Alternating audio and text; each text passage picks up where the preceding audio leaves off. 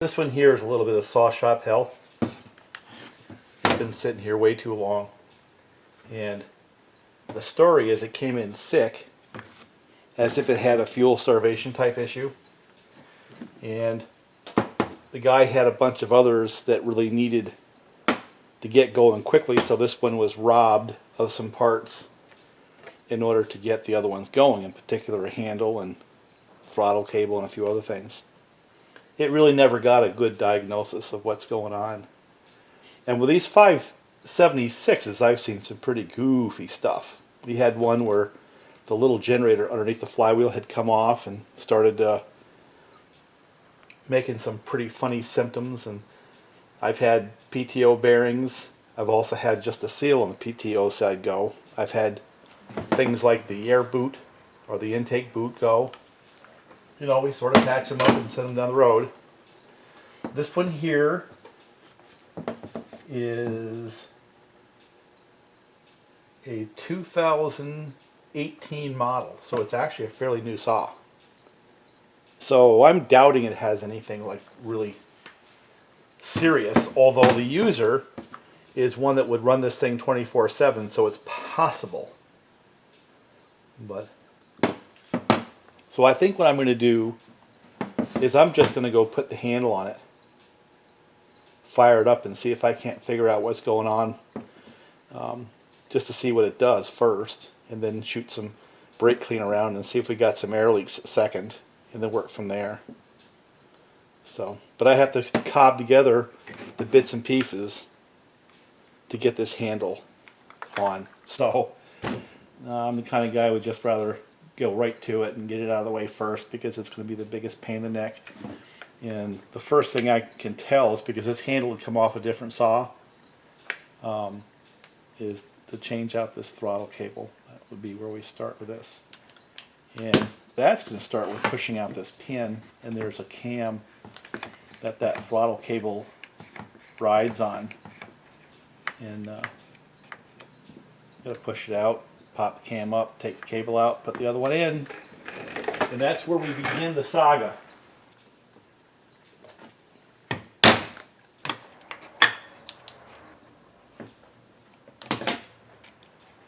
Boy, that was ugly. Let me get this cable out of here. Notice they got these little sleeves. Gotta have the right cable.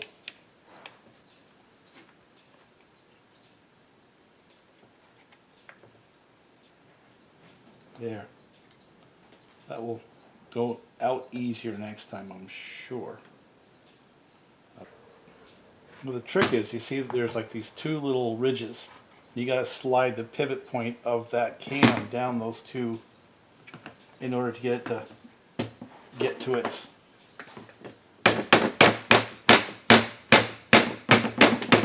axle. You know? Well, that should be alright, right? Nice and tight. So let's see if we can get this handle on, and then get the saw fired up and find out what the deal is.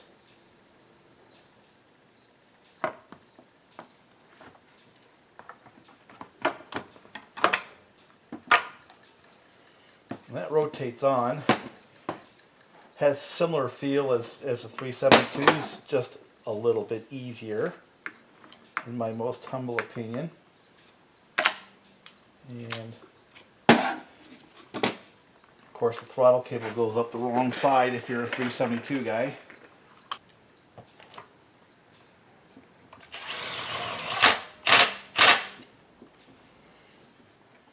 But you know, I will say without a question in my mind that these are the last of the easy to work on Huskies. And everything just sort of fits, you know.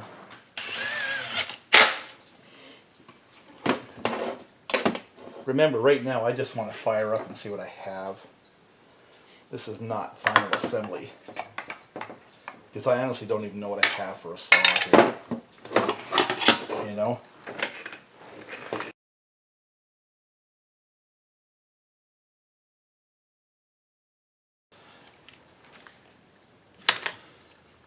These have that goofy position deal. So this has a nut behind here if I can get to it. That goes through, and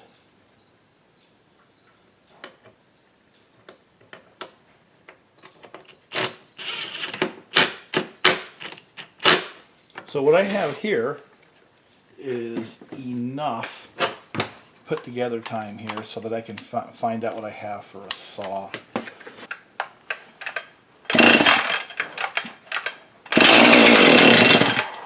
That's a good sign, right?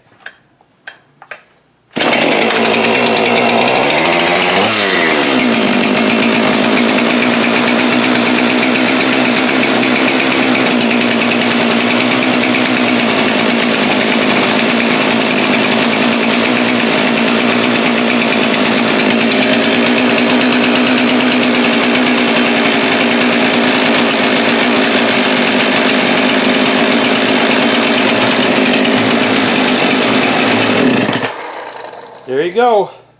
If I can install a saw that fast with brake clean in the PTO side, chances are it's got a bearing failure. So try it again.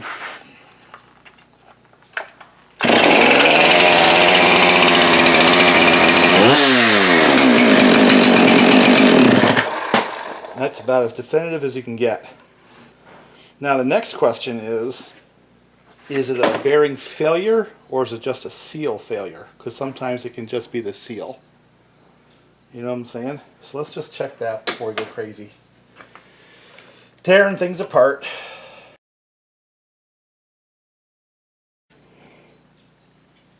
Of course, the beauty and the simplicity of the brake part cleaner test.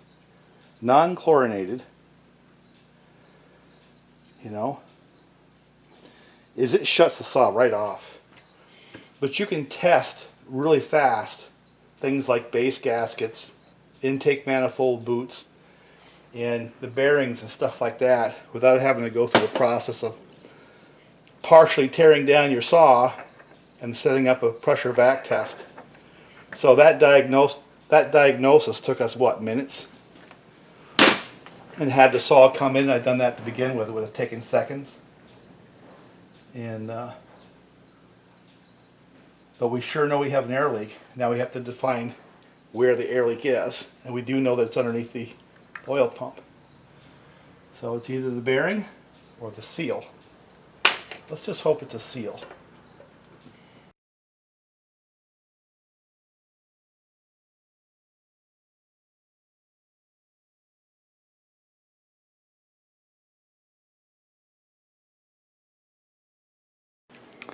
That's a new one. But the new bearing. And that's what I'm looking at right there. Well, Harbor Freight to the rescue again with these picks. But unfortunately for him, if you look at that bearing, you can see how the balls are all bunched up. It's another one of those nylon bearings where the nylon cage has failed. And I think fortunately for him, he caught this before it wasted the cases. But either way, this bearing now has a new home. I have to pull this whole damn thing apart and put a bearing in there. I think I'm going to start the process of piece by piece putting together that saw that Bob and I talked about. And have this 48mm top end that Bob gave me. You know, and you can tell from the way this was done, there's a no base gasket built at one point in its life. But you can see where the standard 372 ports come out quite a bit wider on both sides. So these ports are smaller. What I'll do is I'm going to flare them just a little bit, cut that down, just do the things we do with these 48mm saws, and it'll be a good runner, you know. But right now I'm just going to put the cases together. I don't have all the bits and pieces, but I have cases, right? So I figured the best thing to do is just start by putting them together, and using OEM everything, including gaskets. The only thing that's not going to be OEM is I'll do my standard 1184 before I slap these things together. Even going to leave those standard bearings in there as much as I hate them. I figure I'm going to run this saw and just see if one of my theories is correct. And I think that the bearing issue was exacerbated by the X-torq's heavier piston, and some of them seem to run a higher temperature, not sure why. So what I'm going to do is I'm just going to stick these cases right together. It's really nice working on a set that I don't have to clean first, you know. You just sort of put them together. It's kind of a new thing for me.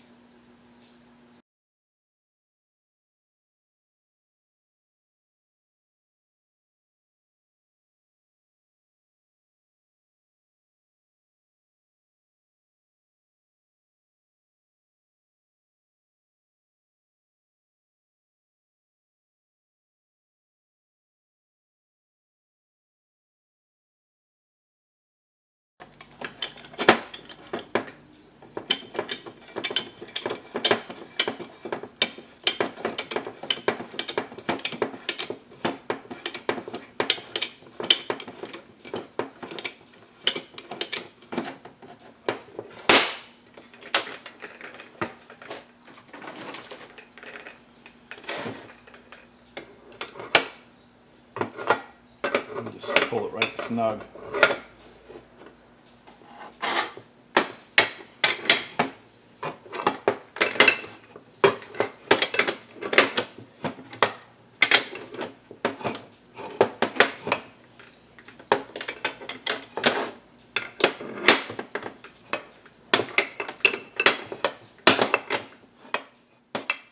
That's a lot of force to put on aluminum, you know. So by having that bushing on the inner race of the bearing, I'm really not stressing anything. I'm not even stressing the bearing because I'm not pulling it, you know, the inner race relative to the outer race. I'm just simply on the inner race of the bearing. So that's got to be a little bit less stressful for it, in my old humble opinion.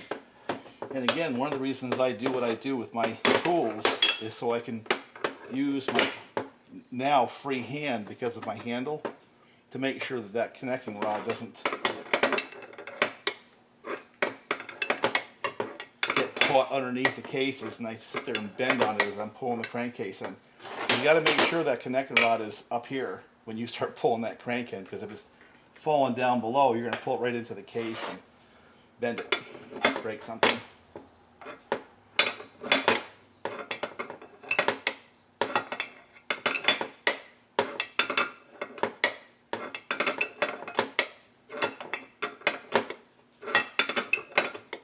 Now, if somebody is really, really observant and really paying attention to my channel, they would notice something a little different about that crank. So anyway, continuing on, I got oil in the bearing, oil on the crank, and I have a free hand to help guide things because of this handle on my set of pullers. That went up solid, so that one now is free.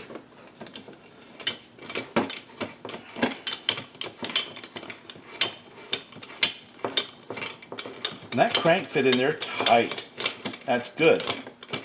Well, actually, it's not good if you're a performance guy. But if you notice, this bushing here sits in there. So it in no way, shape, or form, you know, gets on the bearing or affects the races or anything like that. It just sits on the inner race of the bearing. No strain or pain. Now, what I'm going to do, and also notice that when I was pulling this crank in, I had to make sure my connecting rod was sitting up where the cylinder is, not laying down here somewhere, because if I had pulled it in, guess what? That would lay up against the case and get pulled hard, and likely bend either bend the connecting rod or break it, or ding up the cases to where they are no longer any good. So little things to pay attention to, you know what I'm saying? OEM gasket. So what I'm going to do next is clean this just a little bit and then get some 1184 on it. But if you're really observant, look closely at that pin. This is an OEM crank from that period of time, and see how much thicker it is than a standard crank that you're used to seeing now. Even this one is a little bit thicker than the current ones. The current ones have half that wall thickness on that pin.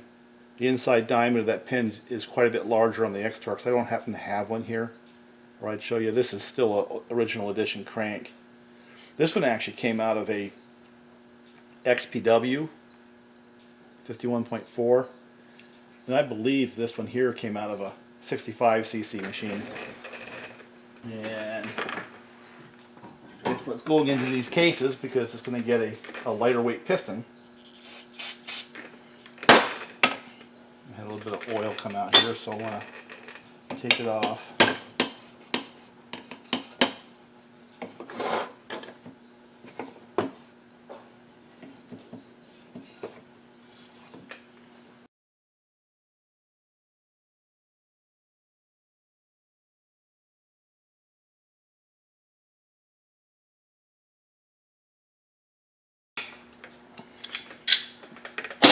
And get the other half of the cases together.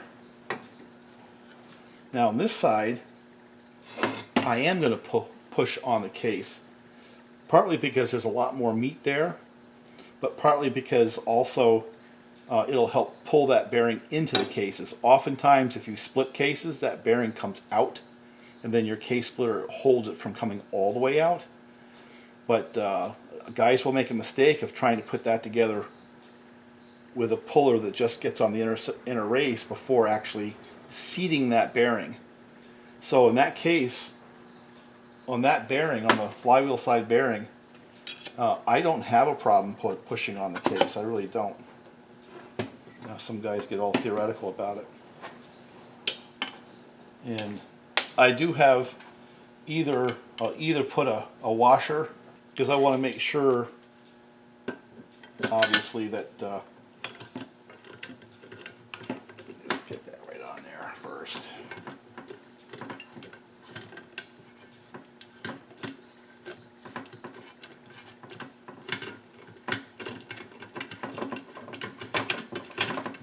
I have a bushing I usually use. I just don't have one now because I sold it. So I make sure I actually seat this all the way.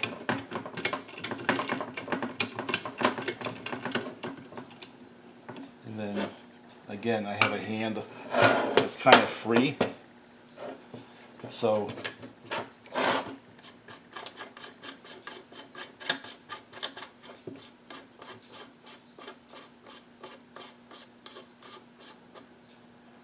and I try to get that washer where that washer is sitting and got full engagement on the case before I start pulling. Maybe I do have a bushing. Let me see. I guess this is the one I normally use. I just forgot. This is a bushing that I usually set right in there because it does span the radius or the diameter of that case. So yet again, with a free hand, we can start pulling on this. And then one of the things that I like to do is I just get like close, make sure everything's snugged up so I know that little washer is not going anywhere, is I'll drop a couple of these screws in there to keep the gasket aligned and help keep the case aligned.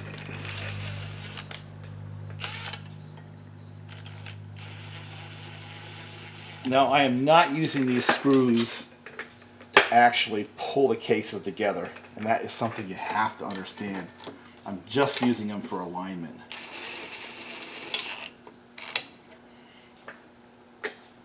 And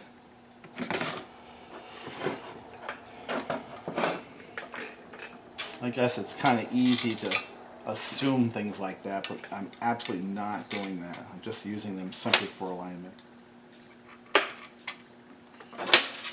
Make sure the gasket's aligned and things like that, you know.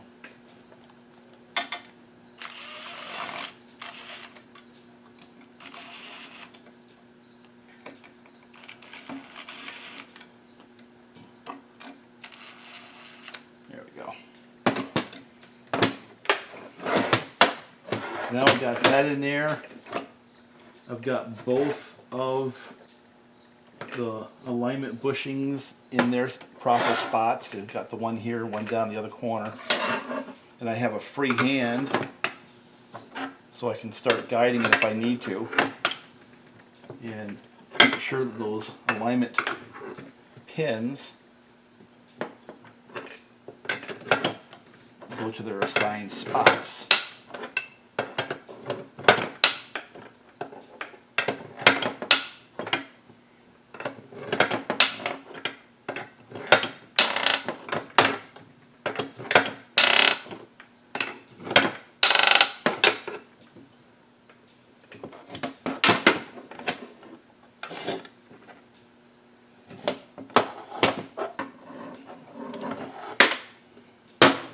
You can see the one down there and the one there is now getting to where they're supposed to be. So I will continue.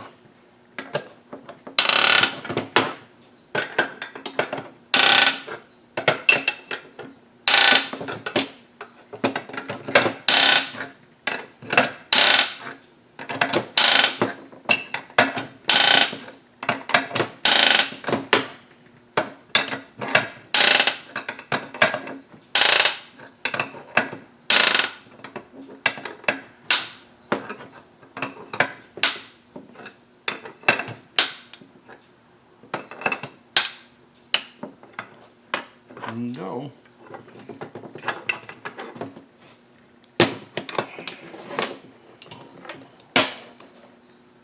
Looks like it's good. That's all nice and free. Now when I squeeze down on the case screws, oftentimes if I haven't bottomed it out properly, it'll tighten right back up, and I may have to give it another little tug. Let me just see. I get real nervous cranking too hard with these pullers because you do have the mechanical advantage of the screw thread, and that can generate a lot of force. So let's just run these screws right down.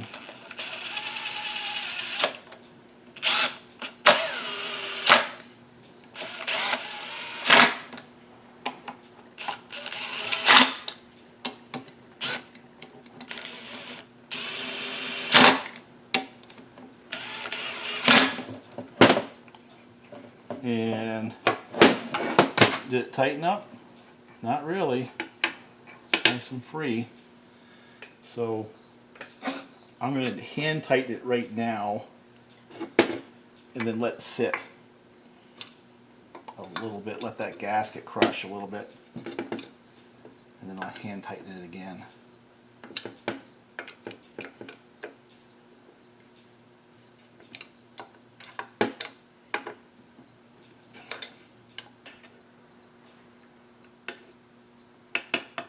Look how free that is. It's so loose. Look at that, where it rotates right back, just from the weight of the connecting rod. So that's how it's done, and that is about as stress-free a way of putting a crank in a set of 372 cases as I know.